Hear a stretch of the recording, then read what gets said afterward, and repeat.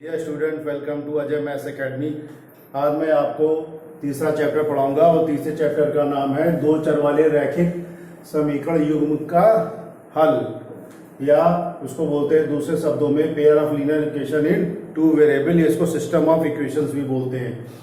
इससे पहले आपने क्लासेस में पढ़ा था कि एक दो चर की जो रैखिक समीकरण होती है वो इस रूप में होती है x plus B Y plus C. इसका व्यापक मान होता है जहां पर a और b की वैल्यू जीरो नहीं होती है। वो इसलिए नहीं होती क्योंकि a और b अगर जीरो हो जाएगा तो दो चर की समीकरण वो नहीं रहेगी। तो इसका सोल्यूशन हम लोग कैसे निकालते थे? इसका हल निकालने के लिए हम लोग x की वैल्यूज पुट करते थे और y की वैल्यूज निकलती थी, या दूसरे शब्दों में कहें कि हमको हर यूनिक x के लिए यूनिक y मिलता था। एग्जाम्पल से हम लोग समझ सकते हैं कि अगर कोई समीकरण ले लें x plus 2y equal to 4, और यहाँ पर अगर x की वैल्यू हम लोग जो है जीरो पुट कर दें, तो जीरो पुट कर देंगे तो 2y इक्वल टू 4 बचेगा और 2 से 2 कैंसिल हो जाएगा, तो y इक्वल टू कितना मिल जाएगा हम लोग को? 2 मिल जाएगा। फिर अगर हम लोग जो है पुट कर दें x इक्वल टू 2 पुट कर दें तो 2 इधर आके सब्ट्रैक्ट हो जाएगा, 2 बचेगा तो 2y इक्वल टू 2 हो जाएगा, तो y इक्वल टू कितना आ जाएगा? 1 आ जाएगा। तो इस तरह हम लोग देख रहे हैं कि हम जैसे जैसे x की वैल्यूज रखते जाएंगे y की डिफरेंट वैल्यूज मिलती जाएंगी, तो इस तरह बहुत सारी वैल्यूज मिलेंगे। लेकिन यहाँ पर हम एक समीकरण की जगह पर दो समीकरण को अध्ययन करेंगे और दोनों समीकरण को सम्मिलित रूप से बोलते हैं समीकरण निकाय या समीकरण युग्म। तो वो समीकरण क्या होंगी? a1x plus b1y plus c1 बराबर 0, जहाँ a1 और b1 0 नहीं हो सकते। और दूसरी समीकरण होगी a2x b2y प्लस c2 बराबर 0, जहां पर a2 और b2 0 नहीं हो सकते। तो इनको हम लोग बोलते हैं समीकरण निकाय। अब इनका हल हम लोग कैसे निकालते हैं या क्या क्या कंडीशन होती है इनके हल की, उसको समझेंगे। तो इसका ग्राफ बनाया जाता है और ग्राफ के माध्यम से भी बहुत चीजें हम लोग पढ़ते हैं। तो ग्राफ और उसके साथ साथ जो कंडीशन वो एक साथ समझेंगे। तो समीकरण निकाय का हल ये हम लोग देखेंगे। तो पहला प्रकार का जो ग्राफ होता है वो ग्राफ होता है प्रतिच्छेदी ग्राफ। प्रतिच्छेदी ग्राफ होता है, या ये कहें इंटरसेक्शन ग्राफ होता है। इंटरसेक्शन ग्राफ इसको इसलिए बोलते हैं क्योंकि यहाँ पर जब इन दोनों रेखाओं का हम लोग ग्राफ बनाते हैं तो वो जो है एक दूसरे को किसी एक बिंदु पर काटता है। क्योंकि ये दोनों ग्राफ एक बिंदु पर काटते हैं इसलिए हमको एक ही पॉइंट हल मिलता है। दूसरे शब्दों में ये कहें कि ये यूनिक हल होता है, यानी कि एक x मिलेगा और एक y मिलता है। तो उस कंडीशन में हम लोग यहाँ पर लिखते हैं समीकरण निकाय का हल कैसा है? अद्वितीय है। हल क्या होता है? अद्वितीय होता है। और उस कंडीशन में जो ये समीकरण का युग्म होता है या निकाय होता है उसको हम लोग बोलते हैं निकाय। निकाय कैसा है? संगत है। संगत है या कंसिस्टेंट है। कंसिस्टेंट उसको बोलते हैं। तो उस दौरान कंडीशन क्या होती है? कंडीशन ये होती है कि a1 अपॉन a2 की जो वैल्यू होती है वो b1 अपॉन b2 के इक्वल नहीं होती है। अगर ये कंडीशन होती है समीकरण में, बिना ग्राफ बनाकर भी आप लोग देख सकते हैं, तो ये अगर कंडीशन आ रही है तो यूनिक हल होगा और निकाय संगत होगा। और ग्राफ बनाएंगे तो ग्राफ हमेशा इंटरसेक्शन के फॉर्म में आएगा। दूसरा जो ग्राफ होता है वो होता है समांतर ग्राफ।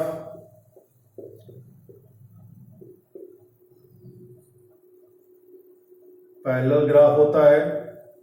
इसमें जब दोनों रेखाओं का हम लोग ग्राफ बनाते हैं तो दो समांतर रेखाएं हम लोगों को मिलती हैं। क्योंकि दो रेखाएं समांतर मिलती हैं इसलिए एक दूसरे को कभी ये काटती नहीं है, और जब ये काटती नहीं है तो कोई भी कॉमन पॉइंट मिलता नहीं है, इसलिए इन दोनों समीकरणों का कोई भी हल नहीं होता है। तो उस कंडीशन में हम लिखते हैं कोई हल नहीं होता है। और उस दशा में ये दोनों जो समीकरण होता है इसका जो निकाय होता है पूरा, या जो सिस्टम होता है या युग्म होता है, उसको लिखते हैं निकाय असंगत है। निकाय कैसा है? असंगत है, या उसको बोलते हैं इनकंसिस्टेंट है। निकाय उस समय क्या होता है, इनकंसिस्टेंट होता है। और उसकी कंडीशन क्या होती है, कंडीशन होती है A1/A2 बराबर B1/B2 is not equal to C1/C2, यानी ये दोनों तो बराबर होते हैं लेकिन C1/C2 के इक्वल नहीं होते हैं। तो समांतर जब ग्राफ होगा तो इनकंसिस्टेंट होगा और ये कंडीशन होगी और दूसरा में कोई हल नहीं होगा। तीसरे प्रकार का जो ग्राफ होता है वो होता है संपाती ग्राफ, या इसको ओवरलैपिंग ग्राफ भी बोलते हैं। ओवरलैपिंग ग्राफ इसलिए बोलते हैं क्योंकि जब एक रेखा का आप लोग ग्राफ बनाते हैं और उसके बाद जब दूसरी रेखा का आप लोग ग्राफ या आलेख खींचते हैं तो वो बिल्कुल उसी के ऊपर उसको ओवरलैप कर देती है और इस तरह ओवरलैप करती है कि नीचे वाली जो रेखा होती है वो दिखाई नहीं पड़ती है। तो जब वो दिखाई नहीं पड़ती है तो वो क्या होती है, ओवरलैप हो जाती है। तो इस कंडीशन में क्या होती है कि दोनों रेखाएं चूंकि एक दूसरे को पूरा कवर कर ले रही हैं तो इसलिए इनका क्या होता है, हर बिंदु कॉमन होता है, या ये कह ले कि इसमें अनंत हल हमको मिलते हैं। तो यहां पर हम लोग लिखते हैं अनंततः अनेक हल है। और निकाय कैसा होता है उस समय, निकाय जो होता है वो संगत होता है। निकाय संगत है, संगत यहां भी था, संगत यहां भी है। तो संगत की कंडीशन ये होती कि मिनिमम एक पॉइंट कॉमन होना चाहिए। तो यहाँ एक पॉइंट मिल रहा था, वहां पर बहुत सारे मिल रहे थे, इसलिए वो भी संगत है। और इसकी कंडीशन क्या होती है, कंडीशन होती है A1/A2 बराबर B1/B2 इक्वल टू C1/C2। तो आप लोग ग्राफ ना भी बनाएं तो भी कभी कभी क्वेश्चन आ जाता है कि देख के बताना होता है समीकरण को कि इसमें जो है संगत हल है या असंगत है, कैसा है। तो ये कंडीशंस उस समय आपकी काम आएंगी। कंडीशन आपको याद अगर तो बिना ग्राफ आप बना ही बता सकते हैं कि उस निकाय का हल कैसा होता है। अब हम एक एग्जाम्पल लेंगे, एग्जाम्पल के माध्यम से आपको ये क्लियर हो जाएगा कि आपको क्या करना है। एग्जाम्पल आपका पहला लेते हैं, K का वह मान ज्ञात करिए जिसके लिए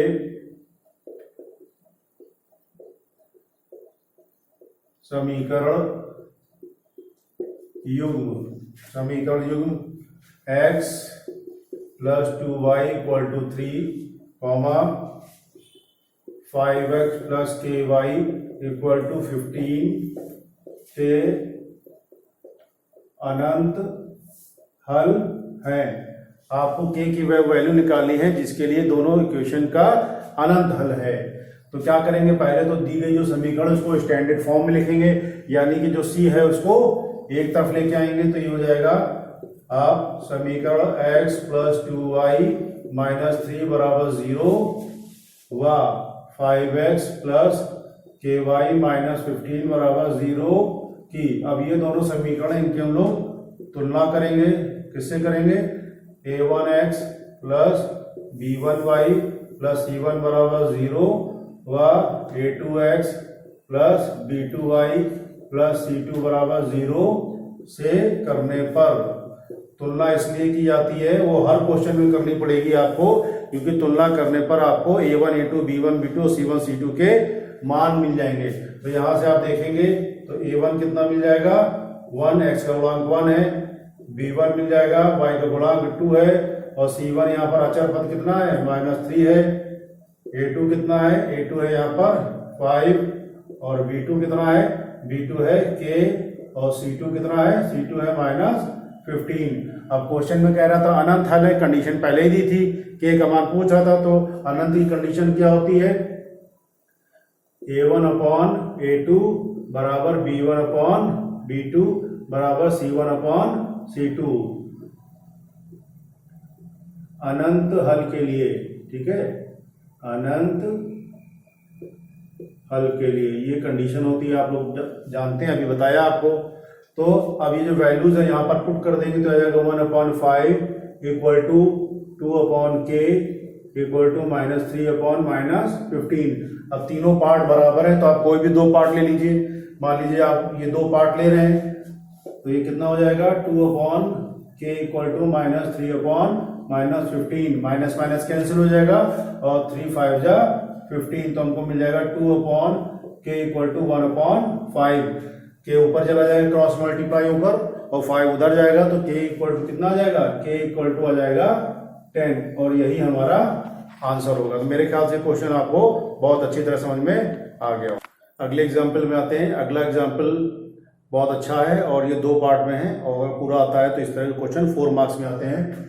कि रैखिक समीकरण युग्म x minus y plus 1 equal to 0 तथा 3x minus plus 2y minus 12 equal to 0 को आलेख विधि से हल करना है तथा इनका x अक्ष से बने त्रिभुज के साथ जो त्रिभुज बनता है उसका निर्देशांक ज्ञात करना है। तो इनको हल करना है आलेख विधि से, तो इनका ग्राफ बनाना पड़ेगा। तो ग्राफ बनाने के लिए इनको हम लोग पहले क्या करेंगे, दी गई समीकरणों को x के पदों में लिखेंगे, फिर उसका ग्राफ बनाएंगे। तो पहली समीकरण आपकी है x माइनस वाई प्लस 1 बराबर 0, तो यहाँ से हमको मिल जाएगा y इक्वल टू एक्स उधर ले जाएंगे और 1, तो ये हो जाएगा x प्लस 1। अब इसको हम लोग ग्राफ बनाने के लिए इसको क्या करेंगे, x और y की वैल्यूज निकालेंगे। इस तरह का ग्राफ आपने पिछली कक्षाओं में बनाया है और कम से कम हम लोग 3 से 4 वैल्यूज निकालेंगे x और y की, ताकि सारे पॉइंट्स को मिलाने में थोड़ा आसानी रहे। तो x और y यहाँ पर हम लोग ले लेते हैं। तो x इक्वल टू 0 लेने पर y कितना आ जाएगा 1, x इक्वल टू 2 लेने पर y इक्वल टू 3 और x इक्वल टू 3 लेने पर y इक्वल टू 4 आ जाएगा। और x इक्वल टू अगर हम लोग माइनस 1 ले लें सपोज, तो ये क्या हो जाएगा y इक्वल टू 0 हो जाएगा। तो हमको यहाँ पर इसके लिए 4 वैल्यूज मिल गई। दूसरी इक्वेशन क्या है, दूसरी इक्वेशन है आपकी 3x plus 2y minus 12 equal to 0।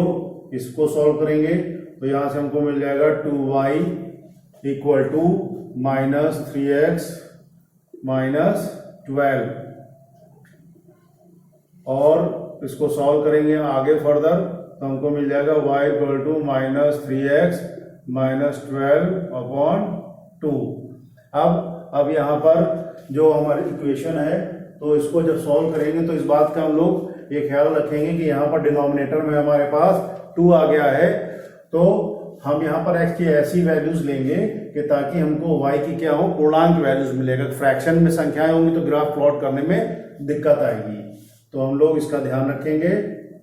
और उसको ध्यान रखते हुए हम लोग क्या करते हैं, x और y की डिफरेंट वैल्यूज लेते हैं।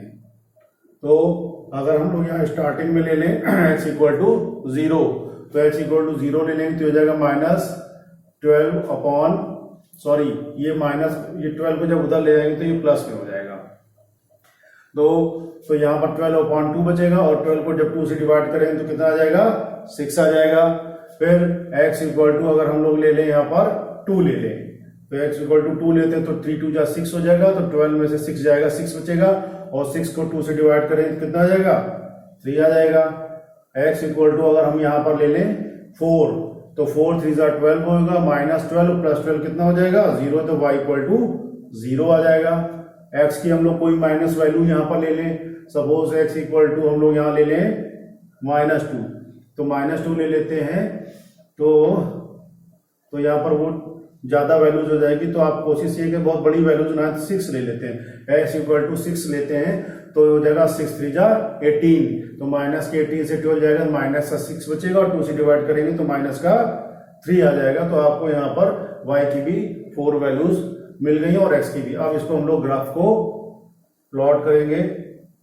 अब वैल्यूज को देखने से ये बात क्लियर है कि ज्यादातर वैल्यूज जो हमको मिल रही है वो पॉजिटिव एंड पे मिल रही है, इसलिए थोड़ा जगह को देखते हुए आप लोग ग्राफ प्लॉट करेंगे। और जब आप लोग ग्राफ बनाएंगे तो आपके ग्राफ कॉपी पे 1 सेंटीमीटर का स्क्वायर होता है, तो 1 सेंटीमीटर स्क्वायर को जो है आप लोग क्या करेंगे 1 यूनिट ले लीजिएगा। एक्स और वाई एक्सिस पे यही पैमाना या स्केल हो जाएगा आपका। तो ये आपका एक्स एक्सिस हो गया और ये आपका वाई एक्सिस हो गया।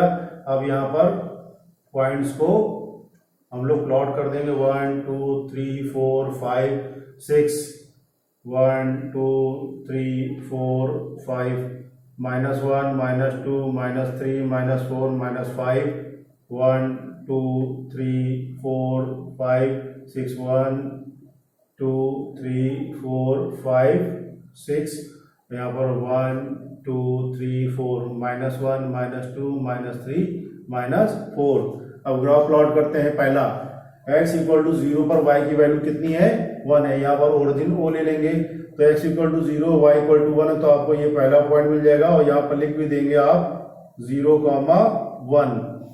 दूसरा पॉइंट है 2,3, तो x इक्वल टू 2 है तो y इक्वल टू 3, तो ये कहीं आपको इस तरह मिलेगा।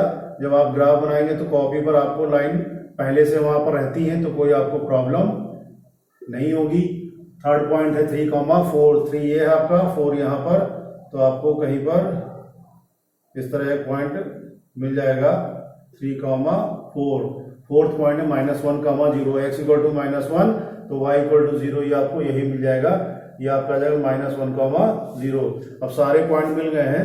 इन सारे पॉइंट्स को आप लोग क्या करिएंगे, आप लोग स्केल रखकर बिल्कुल सीधा मिलाते चले जाएंगे। और ये जो रेखा आई है, इस रेखा को चाहें तो आप जो ये लाइन है उस लाइन को लिख भी सकते हैं x minus y plus 1 equal to 0। अब हम दूसरी जो लाइन है उसको प्लॉट करेंगे 0,6, x इक्वल टू 0 पर y की वैल्यू क्या है 6 है, तो हमको ये पॉइंट मिल रहा है 0,6। दूसरा पॉइंट है 2,3 यही पॉइंट है। थर्ड पॉइंट है 4,0, तो x इक्वल टू 4 है तो y इक्वल टू 0 आपको ये मिल जाएगा 4,0। फोर्थ पॉइंट है x equal to 6 and y equal to -3, x equal to 6 ये, y इक्वल टू -3 ये, तो आपको ये यहाँ पर कहीं कोई पॉइंट मिलेगा ये 6,-3। अब सारे पॉइंट्स को हम लोग क्या करेंगे, मिला देंगे।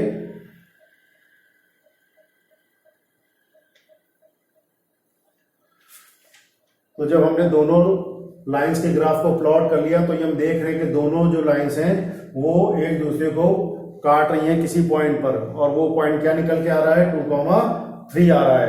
कभी कभी ये हो सकता है कि जो वैल्यूज आप ले रहे हैं उसमें ये पॉइंट ऑफ इंटरसेक्शन आपको ना मिले, तो जब ना मिले तो आप ये यहाँ पर उस पॉइंट से क्या करेंगे, y एक्सिस को मिला देंगे और उस पॉइंट से x एक्सिस को लंब या परपेंडिकुलर मिला देंगे। तो जहां पर मिलाएंगे तो वो वैल्यू देख लेंगे, वो y की वैल्यू हो जाएगी, और जहां वो x एक्सिस को टच कर रही होगी, कट करेगी, वो x की वैल्यूज हो जाएगी। तो यहाँ हमको पहला आंसर मिल गया है कि दोनों रेखाएं एक दूसरे को कहाँ पर काट रही हैं 2,3 पर काट रही हैं, तो इसलिए इनका जो हल होगा वो क्या होगा 2,3 हो जाएगा। तो आप लिखेंगे। अब यहाँ पर दूसरी रेखा था उसका भी आप समीकरण चाहें तो लिख सकते हैं 3x plus 2y minus 12 equal to 0। आप लिखेंगे क्योंकि दोनों रेखाएं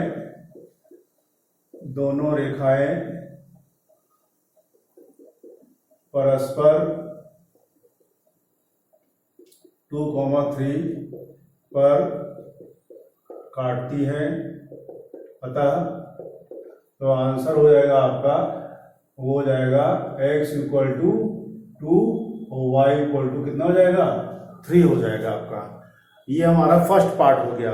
अब सेकंड पार्ट पे आते हैं। सेकंड पार्ट क्या है, सेकंड पार्ट ये था कि इन दोनों लाइंस और x एक्सिस से जो ट्रायंगल बन रहा है उस ट्रायंगल के शीर्ष निकालना है हमको। तो हम लोग ध्यान से देखें, फिगर में ट्रायंगल दिख भी रहा है, ये ट्रायंगल बन रहा है, तो इसका हम लोग नाम भी रख सकते हैं ABC। तो यहाँ पर दो लाइन ही है और जो x एक्सिस है वो भी एक लाइन का काम कर रहा है। तो जहां पर तीनों लाइनें एक दूसरे को काट रही है वो पॉइंट हम लोग क्या कर लेंगे, ढूंढ लेंगे, और वही पॉइंट क्या होंगे, शीर्ष होंगे। तो जैसे A का शीर्ष हमको दिख रहा है ऑलरेडी, कितना है 2,3, तो हम लोग लिख सकते हैं ग्राफ से, आप लिखेंगे ग्राफ से त्रिभुज ABC के निर्देशांक कितना हो जाएगा, A का हो जाएगा आपका 2,3। B का देख लीजिए, B पर जो लाइन है वो एक्सिस कहां पर काट रही है -1,0 पर, तो B के निर्देशांक हो जाएंगे -1,0, और C पर जो लाइन है वो एक्सिस कहां काट रही है 4,0 पर, तो C के निर्देशांक हो जाएंगे आपका 4,0। तो इस तरह आपको ट्रायंगल के तीनों निर्देशांक भी मिल गए और आपका ये जो है पहला पार्ट भी आ गया। कभी कभी ये होता है क्वेश्चन में कहते हैं कि जो ट्रायंगल बन रहा है उसको छायांकित करिए, तो छायांकित करने का मतलब ये होता है कि आप उसको जो इसमें पेंसिल से इस तरह लाइनिंग या शेड करके आप दिखा सकते हैं कि ये ट्रायंगल बन रहा है। तो मेरे ख्याल से क्वेश्चन आपको बहुत अच्छी तरह समझ में आया होगा। अब हम लोग अगले क्वेश्चन की ओर बढ़ते हैं। 5 पेंसिल तथा 7 कलमों का मूल्य 50 रुपए है, जबकि 7 पेंसिल और 5 कलम का मूल्य 46 रुपीज है। तो आपको निकालना है एक पेंसिल तथा एक कलम का मूल्य क्या है, और ये आपको ग्राफ विधि से हल करना है। तो इसको कैसे करेंगे? तो इसको करने के लिए सबसे बड़ी इसमें आपको दिक्कत ये पड़ेगी कि इसमें इक्वेशन या समीकरण नहीं दिया हुआ। तो हम लोग पहले समीकरण बनाएंगे इस टाइप के क्वेश्चन में, उसके बाद उसको हल करेंगे। तो हम यहां पर मान लेंगे, माना एक पेंसिल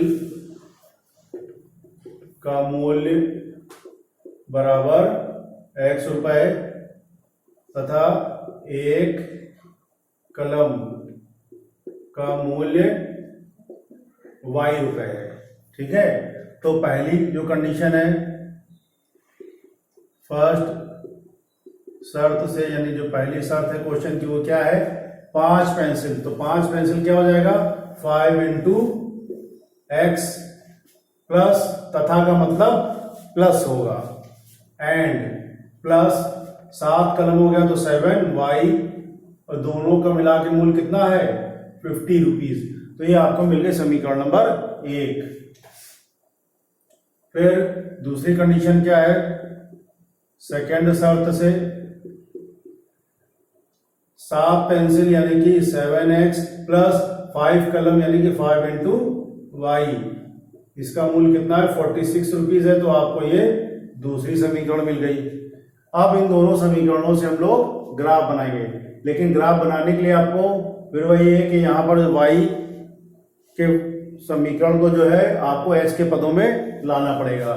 तो आप लोग लिखेंगे समीकरण 1 से, यहां से इसको जब उधर ले जाएंगे तो आपको मिलेगा 7y बराबर माइनस 5x प्लस 50, या ये कह लें कि y equal to minus 5x plus 50 upon 7। अब यहां पर हम लोग क्या करेंगे? यहां पर x की डिफरेंट वैल्यूज रखेंगे, जिसके रिस्पेक्ट में हम लोगों को y की वैल्यूज मिलेंगी। तो अब ये वैल्यूज क्या लेंगे ये हमको देखना है, लेकिन करना यही है कि वैल्यूज ऐसी लें हम लोग कि वो 7 से क्या हो जाए? कैंसिल हो जाए, क्योंकि ग्राफ बनाने में दिक्कत आएगी अगर आपके पास कोई फ्रैक्शन होगा। तो यहाँ पर क्या लें? तो अगर मान लीजिए यहाँ पर हम लोग ले लेते हैं x equal to 3, x equal to 3 ले लें, तो 3 5 जा 15 हो जाएगा। तो 15 माइनस का है और 50 प्लस है, जब घटा देंगे तो कितना बचेगा? 35 बचेगा, 35। तो 7 से वो कट जाएगा, तो 7 पंजे 35 आ जाएगा। ठीक है, अब और आगे बढ़ते हैं इसी तरह। अगर इसकी वैल्यू हम लोग ले लें 4 ले लें, नहीं आएगा। 5 ले लें, नहीं आएगा। 6 ले लें तो भी नहीं आएगा। 7 अगर ले लें तो भी नहीं आएगा। 8 ले लें तो भी नहीं आएगा। अगर 9 ले लें तो भी नहीं आएगा। 8 अगर ले लें तो भी नहीं आएगा। और तो हम लोगों ने देखा कि पॉजिटिव वैल्यू जितनी हम लोग लेते चले जा रहे हैं x की, तो वहां पर हमको जो है y की कोई ऐसी वैल्यूज नहीं मिलेगी कि जिससे जो 7 से डिवाइड हो जाए। तो हम लोग नेगेटिव की तरफ चलते हैं। तो नेगेटिव की तरफ चलते हैं, अगर -1 ले लेंगे तो 55 होगा, प्लस हो जाएगा, माइनस माइनस प्लस 2 ले लेंगे तो 5 टू 10 60 हो जाएगा। तो देखते हैं, तो यहाँ पर अगर आप ले लें तो -4 ले लें, तो -4 लेंगे तो माइनस माइनस प्लस हो जाएगा, और 5 4 जा 20 हो जाएगा, 20 और 50 70 हो जाएगा, और 70 को आपको जो 7 से डिवाइड हो जाएगा तो ये आपको मिल जाएगा 10 मिल जाएगा। तो इस तरह के क्वेश्चन में जब बहुत ज्यादा वैल्यूज जो है टिपिकल हो जाती है, तो आप जो है केवल 2 वैल्यूज लेकर भी जो है ग्राफ प्लॉट कर सकते हैं। तो यहाँ पर मिनिमम 2 वैल्यू उनको मिल गई है। आगे हम लोग जो है आप सेकेंड इक्वेशन पर जाते हैं, समीकरण नंबर 2 से। तो यहां से हमको क्या मिलेगा? 7x को उधर लेके जाएंगे तो हमको मिल जाएगा 5y equal to -7x plus 46। So y equal to हमको मिलेगा -7x प्लस 46 अपॉन 5। अब अब यहाँ पर भी हम लोग जो है वैल्यूज जो है फाइंड करके देखते हैं कि क्या वैल्यूज मिल रही हैं। तो यहाँ पर हम लोग वैल्यूज लेते हैं, पॉजिटिव वैल्यूज पहले लेते हैं। तो अगर x इक्वल टू 1 लेंगे तो -7 हो जाएगा, और सब्ट्रैक्ट करेंगे तो आपको कोई ऐसी वैल्यू नहीं मिलेगी जो 5 से डिविजिबल हो। 2 से भी नहीं मिल रही है, 3 21 46 नहीं मिलेगी, 5 से 35 भी नहीं मिलेगी। अगर आप 8 ले लें यहाँ से, मेरे ख्याल से 8 अगर लें तो ये हो जाएगा आपका 56 हो जाएगा, आपका -56 हो जाएगा। और -56 से 46 से आपका ये सब्ट्रैक्ट हो जाएगा तो 10 बचेगा, और 10 को 5 से डिवाइड करेंगे तो आपका कितना आ जाएगा, -2 आ जाएगा। तो ये एक वैल्यू आपको मिल जाएगी। इसी तरह अब और वैल्यू जब लेंगे तो आप देखिए 8 पे पहली वैल्यू मिली तो दूसरी वैल्यू लेगी तो बहुत आपकी जो है नंबर हो जाएगा, बहुत बड़ा हो जाएगा x का। तो ग्राफ पे अगर वो नहीं भी आ रहा तो भी एक प्रॉब्लम होगी। तो हम लोग कोशिश करते हैं बहुत वैल्यूज ना लें।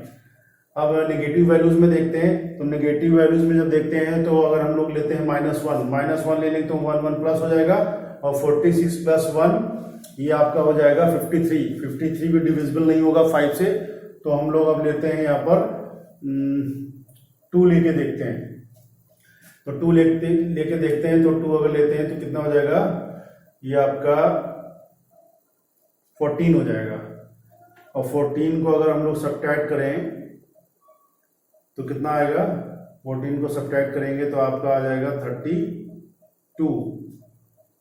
32 भी 5 से डिविजिबल नहीं होगा।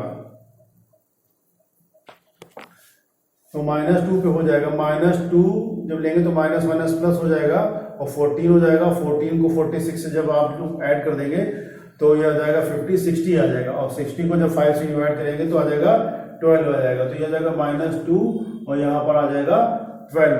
तो यहाँ पर हम लोग देख रहे हैं कि एक वैल्यू लेने के बाद x की या तो y की बड़ी आ रही है, या y की अगर छोटी तो x की बड़ी आ रही है। तो यहाँ पर 2 वैल्यूज हम लोग के लिए सफिशियंट है। तो 2 वैल्यूज को लेकर हम लोग ग्राफ प्लॉट करेंगे। इसके लिए हम लोग इसको जो है इरेज कर देते हैं।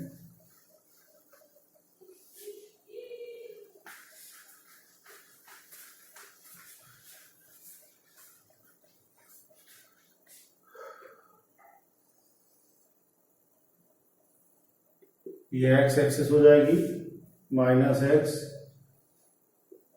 y, -y, ये ओरिजिन हो गया। वैल्यूज हमारे पास क्या है, x की वैल्यूज जो है आपकी मैक्सिमम जा रही है 8 तक, और y की वैल्यू जा रही है मैक्सिमम दोनों में 12 तक। तो x एक्सिस पे हम लोग कम से कम 10 पॉइंट्स लेंगे, मिनिमम 10 से 12, 1 2 3 4 5 6 7 8 9 10। इसी तरह इधर भी लेंगे 1 2 3 4 5 6 7 8 9 10। और y एक्सिस पे पॉइंट्स थोड़ा ज़्यादा है तो आपको बड़ा बनाना पड़ेगा ग्राफ। तो y पे वैल्यूज हो जाएंगी आपकी 1 2 3 4 5 6 7 8 9 10 11, और ये आपका आ गया 12।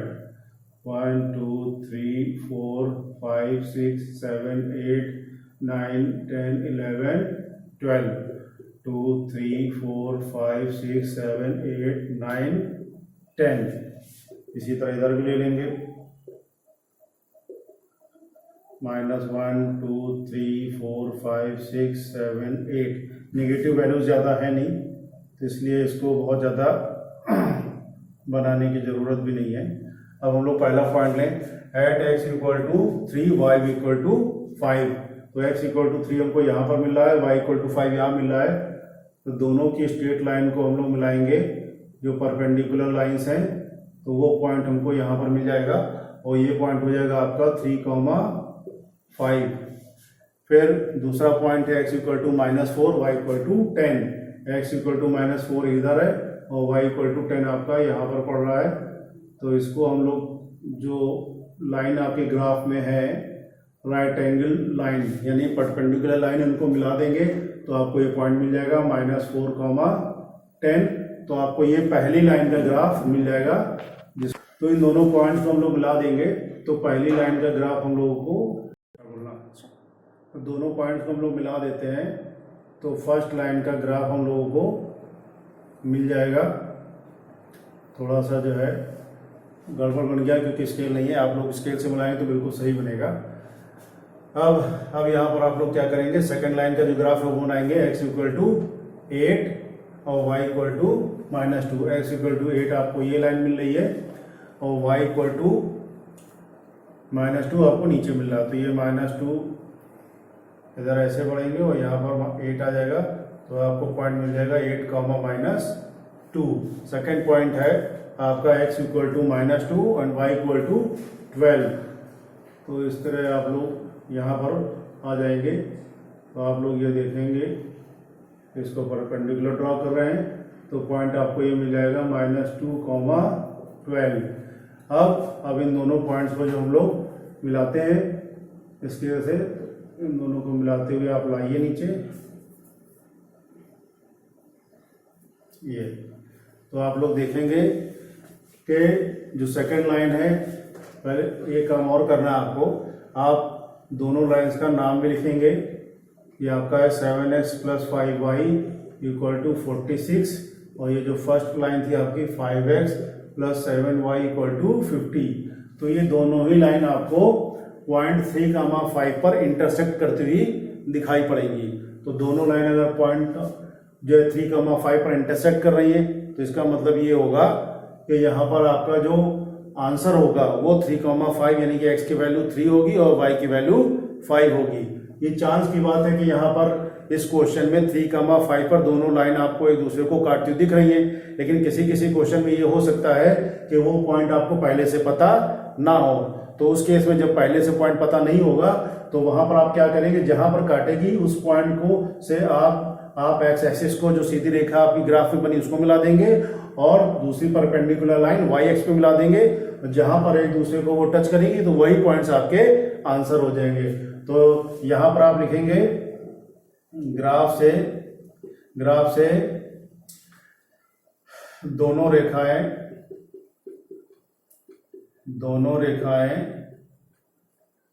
परस्पर बिंदु 3,5 पर काटती हैं, इसलिए x = 3 और y = 5। और x क्या आपने माना था, x माना था एक पेंसिल का मूल्य और y माना था एक कलम का मूल्य। तो आपको निकल आया कि एक